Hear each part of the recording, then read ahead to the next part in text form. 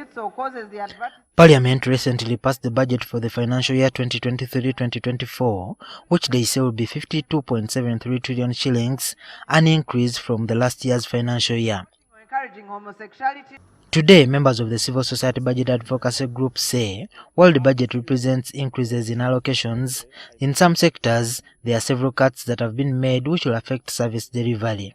This budget definitely affects the way we plan, but they promote discipline and efficiency in the budget process. So if we have the 52 trillion budget, and now we are going to depend on having more supplementary budgets, we might not achieve what we need. If a farmer needs 30 kilograms of bean seed to plant an acre, it means that the farmer had to have 900,000. How many Ugandans have 900,000 in their houses?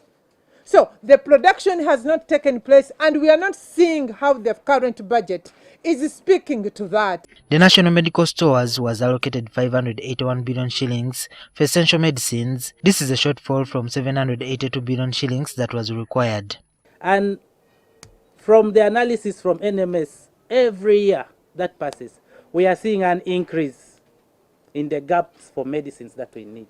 So we need to take deliberate actions to respond. There has also been a reduction in the manufacturing budget of up to 235 billion shillings.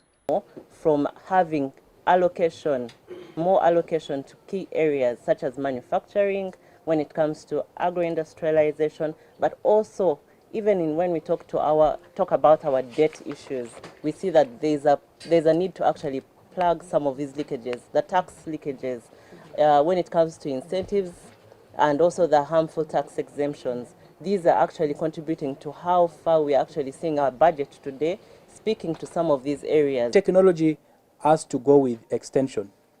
And we think for production technologies to work for the smallholder farmers, we need to invest in that extension services so that they're meaningful. So you just cannot cut 235 billion and then you still pretend and say, we have an industrialization agenda in this country.